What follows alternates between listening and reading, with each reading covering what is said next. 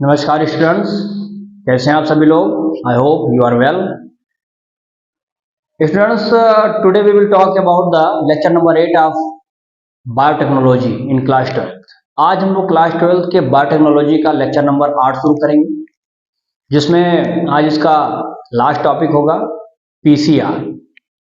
हमने इससे पहले देखा कि किस तरह से किसी भी रिकॉम्बिनेंट डीएनए को बनाने के लिए क्या करते थे। जो भी आपका डिजायर्ड जीन था, जो भी आप इंटरेस्ट आप जिस पर था जीन को, आप इसको किसी तरह से क्या करते थे, कोई वेक्टर लेते थे, यानी प्लाज्मिड हो गया, और इसको क्या करते थे, हम किसी होस्ट के पास भेज देते थे और इसी से इसकी एक कॉपी हम बना सकते थे।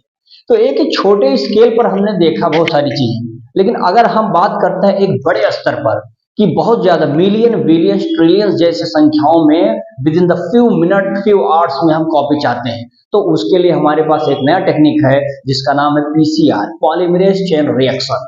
इसको सबसे पहले कैरी मुलिस ने 1985 में, जो कि कैलिफोर्निया में सबसे पहले दिया था, इन्होंने क्या बताया कि यह एक ऑटोमेटेड होता है, अपने आप होता है। इसके लिए बहुत सारी चीज रिक्वायर्ड होंगी, जैसा भी इसमें प्राइमर्स लगेगा, जिसमें टैग पॉलीमरेज एंजाइम लगेगा, ठीक ना। अलग अलग एंजाइम्स इसमें यूज हो रहे हैं, किस तरह से ये जाएगा, और फिर एक टेम्पलेट होगा। टेम्पलेट मतलब डबल स्टैंड डीएनए का एक स्टैंड बाहर निकाल लिया जाए, टेम्पलेट का काम कर रहा है, वह एक टेम्पलेट चाहिए। उस टेम्पलेट को सबसे पहले आप उसको क्या करेंगे, 3 स्टेप में इसको कंप्लीट करते हैं।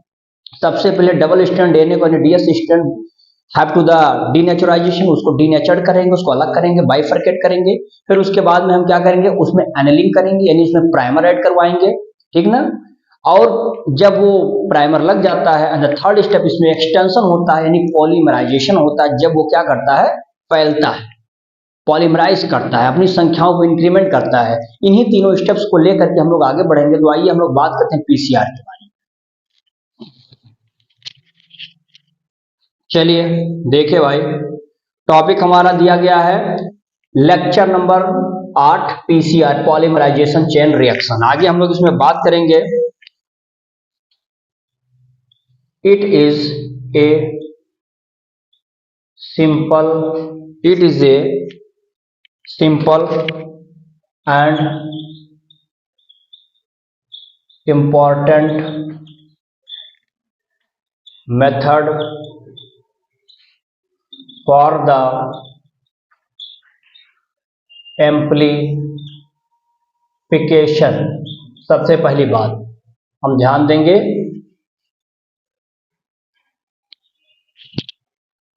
Of DNA sequence in vitro.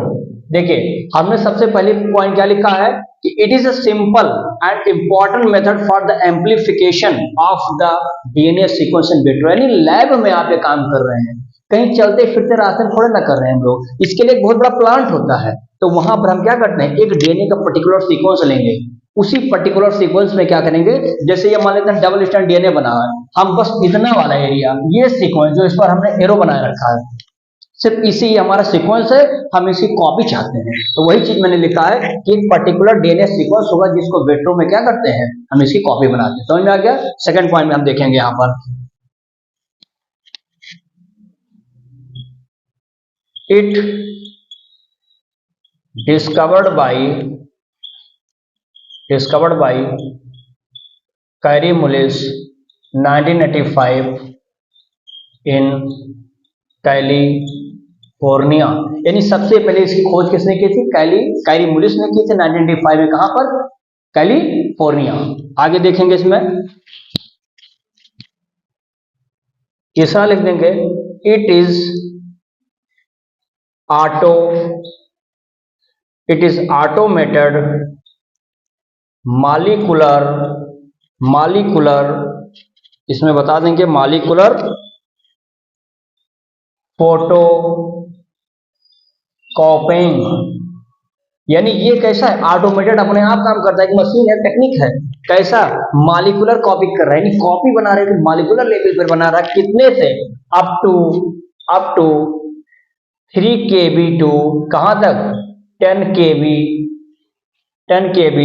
भी एम्प्लीफाइड, यानी हम कह सकते हैं लगभग 3 केबी से लगा के 10 केबी बेस पेयर का नंबर जो है पता चलता है इससे। इतने संख्याओं में क्या करता है, किसी भी डिजायर जीन का या डीएनए का क्या करता है, कॉपी तैयार कर सकता है ये। अगली बात हम देखेंगे यहां पर कुछ इसके पास सम रिक्वायरमेंट होते हैं, some requirement for PCR technique. इस टेक्निक को बनाना है तो आपको कुछ रिक्वायरमेंट होगा, जैसे यहां पर मैं बता देता हूं। पहला रिक्वायरमेंट हो जाएगा डीएनए टेम्पलेट, डीएनए टेम्पलेट हो जाएगा। डीएनए टेम्पलेट आप समझते होंगे क्या है, अभी मैंने कहा ना कि डबल स्टैंड है, उस डबल स्टैंड का एक सिंगल स्टैंड जो होता है उसी को टेम्पलेट रूप में कहते हैं। तो चाहिए तो आप यहां लिख भी सकते हैं single strand of double stand DNA, यानी एक सिंगल स्टैंड जो होता है डबल स्टैंड का उसी को हम लोग टेम्पलेट कहते हैं। दूसरा रिक्वायरमेंट क्या हो सकता है बेटा यहाँ, तो प्राइमर्स होता है, प्राइमर्स। प्राइमर्स को बता देंगे यहां पर क्या हो जाएगा, इसमें oligo nucleotide of about 180 nucleotide, यानी लगभग 180 न्यूक्लियोटाइड का होता है कौन, ओलिगो न्यूक्लियोसाइड। तो ये क्या होता है प्राइमर के रूप में। प्राइमर क्या है, जैसे हमारा ये टेक्निक है, उस टेक्निक में हमने प्राइमर भर दिया है। अब वो प्राइमर अपने एंटीकोडान के अकॉर्डिंग क्या करेगा, जहां पर वो देखेगा वहीं पे बाइंड कर जाएगा। तो यानी इसी को अभी आगे देखेंगे, प्राइमर हमारा एनिलिंग वाले में काम आता है। एंड थर्ड स्टेप यहां पर जो लगेगा, कुछ एंजाइम होंगे इसमें, एंजाइम ब्रैकेट में लिख लेंगे यहां पे, polymerase isolated, polymerase isolated from thermostable bacterium called thermus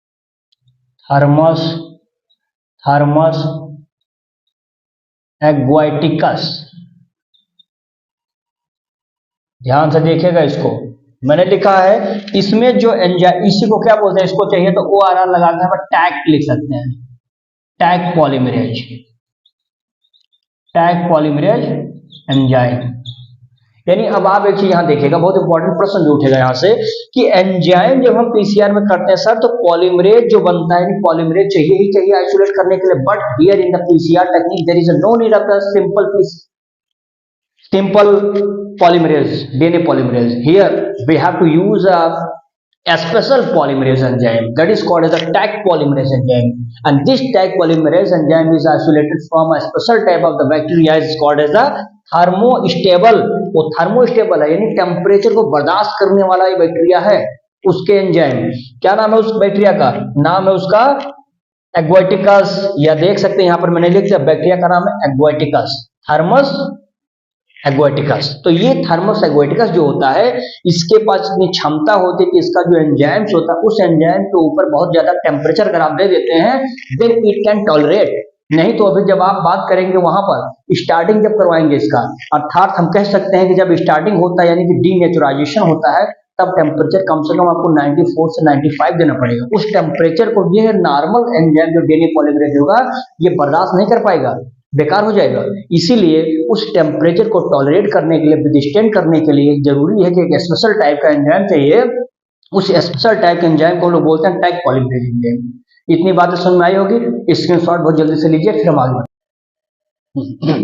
चलिए बेटा आगे हम लोग देखते हैं इसमें। अब हम इसके कुछ मैकेनिज्म की बात कर लेते हैं।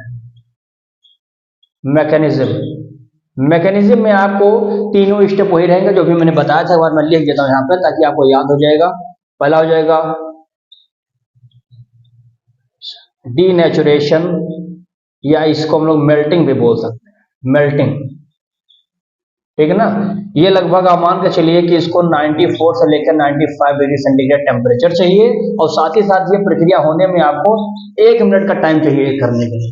दूसरी बात हम यहां पर लिखेंगे जिसका नाम हो जाएगा यहां पर एनेलिंग, या इसी को हम लोग बोल सकते हैं हाइब्रिडाइजेशन। क्या नाम हो जाएगा इसका, हाइब्रिडाइजेशन। इसको भी लिख सकते हैं, इसमें क्या हो जाएगा, इसमें हो जाएगा लगभग 55 से लगा करके 65 यानी 65 डिग्री सेंटीग्रेड इसमें टेम्परेचर चाहिए और लगभग 1 मिनट में ये भी हो जाएगा। 2 स्टेप हो गए। तीसरे स्टेप में आप लास्ट बता देंगे इसमें बेटा पॉलीमराइजेशन बोलते हैं, पॉलीमराइजेशन बोल सकते हैं या इसका दूसरा नाम लिख सकते हैं एक्सटेंशन। एक्सटेंशन ये लगभग आप मान चलिए कि 72 डिग्री सेंटीग्रेड पर होगा और ये लगभग होने के लिए 2 मिनट यानी 2 मिनट का समय आपको लगना पड़ेगा, तब जाकर के ये काम हो। इन्हीं तीनों प्रोसेस के बारे में हम लोग 2-2 लाइन समझ कर लिख लेते हैं, बस इसके बाद में हमारा टॉपिक फिनिश होगा। तो इसका भी आप स्क्रीनशॉट ले लीजिए जल्दी से ताकि हम अगला टॉपिक। चलिए अब इसमें एक एक टॉपिक एक एक पॉइंट हम देख लेते हैं। यहाँ पे सबसे पहले हो जाएगा डीनेचुरेशन, पहला वाला पॉइंट। इसमें देख लेंगे बेटा हम लोग the target DNA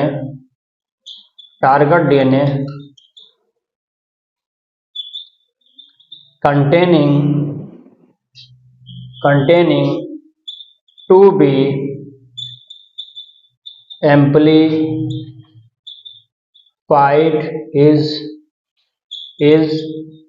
heated on, या लिख सकते हैं यहां पर हम क्या, heated to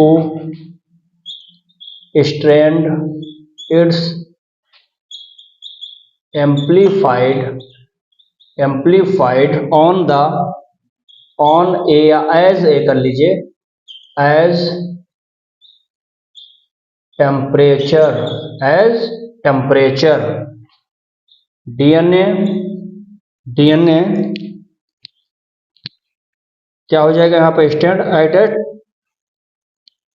DNA act as template DNA and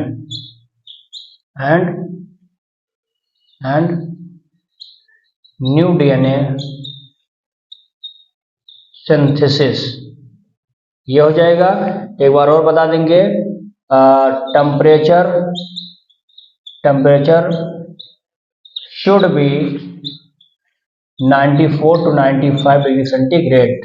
देखो यहाँ पर मैंने कहा कि टारगेट डीएनए जो हमारा है कंटेन होता है टू बी एम्पलीफाइड, जिसको हमको एम्पलीफाइड करना है, हीटेड करते हैं, उसको हीट किया जाता है, गर्म किया जाता है उस स्टैंड को, ताकि वो एम्पलीफाइड हो सके। और जब एम्पलीफाइड करते हैं तो वो बढ़ जाता है 2 भागों में, जिसको क्या बोलते हैं, टेम्पलेट के नाम से जानते हैं। वो डीएनए हमारा ऐड करने लगता है एज अ टेम्पलेट डीएनए की तरह।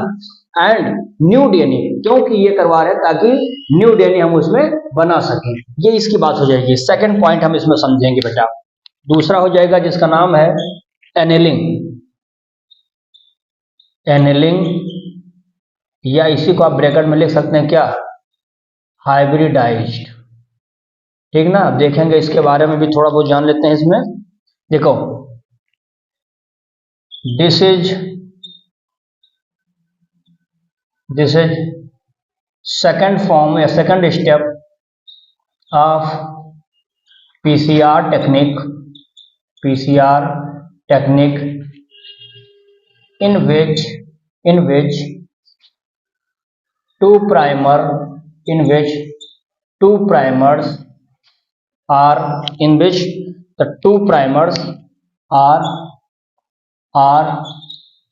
added in excess of, या excess ऐड कर लीजिए, excess ऐड 55 से लेकर के कितना था हमारा वहां, अभी मैंने आपको बताया था 55 से लेकर के 65 डिग्री टेम्परेचर आपको चाहिए यहाँ पे। तो ऐड 55 टू लेकर 65 degree centigrade temperature, due to which, या ड्यू टू कर सकते हैं, ड्यू टू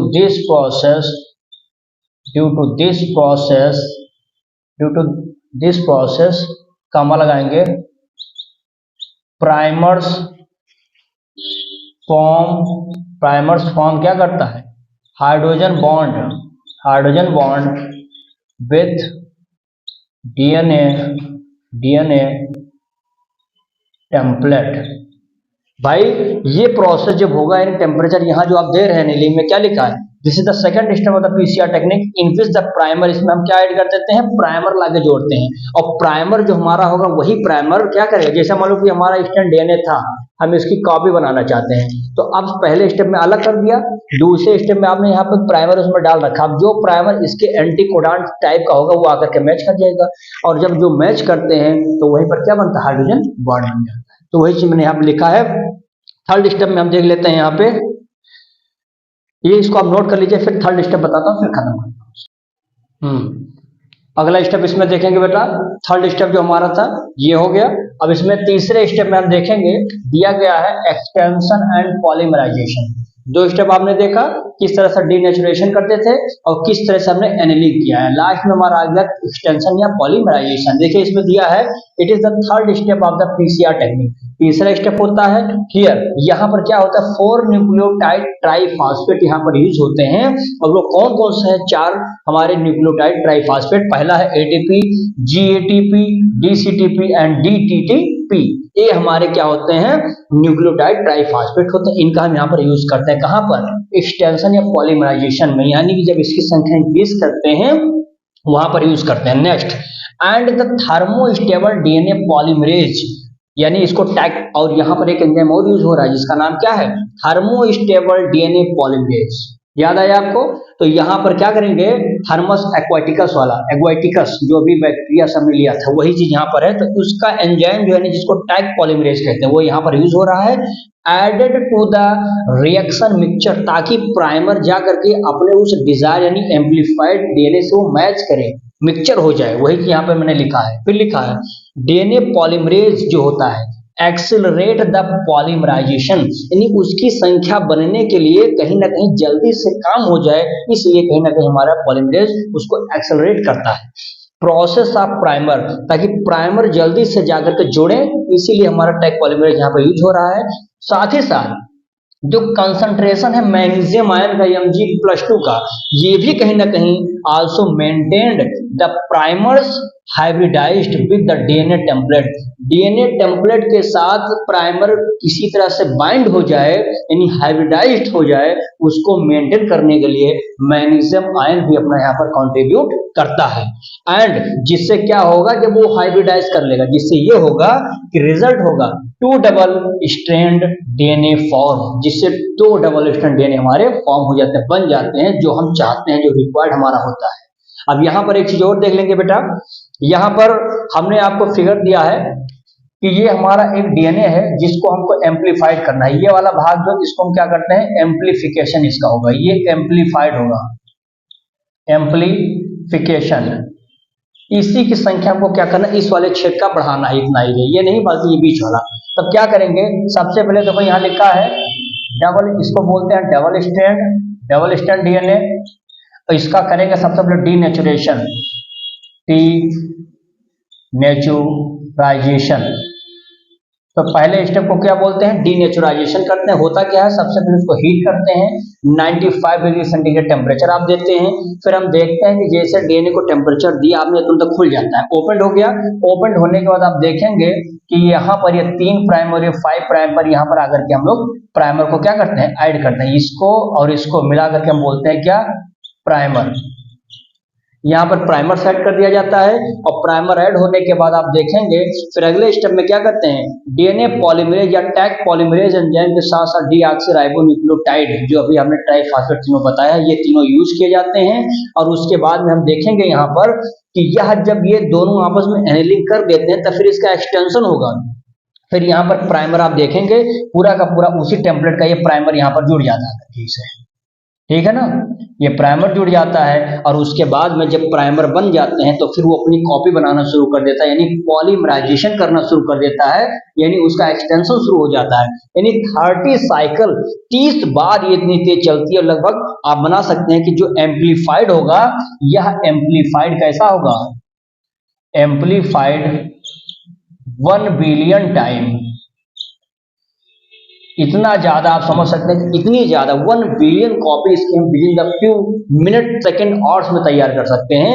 तो पीसीआर हमारा एक प्रकार से एक ऐसा टेक्निक होता है जिस टेक्निक के माध्यम से हम अपने डिजायर्ड डीएनए को, जीन को एक ज्यादा मात्रा में कम समय में ही क्या करते हैं और प्योर फॉर्म में तैयार कर सकते हैं, जिससे क्या होता है कि जो हमें इच्छा है, जिस चीज की डिमांड है, उस चीज को हम अच्छे से तैयार करके कॉपी उसकी बना सकते हैं।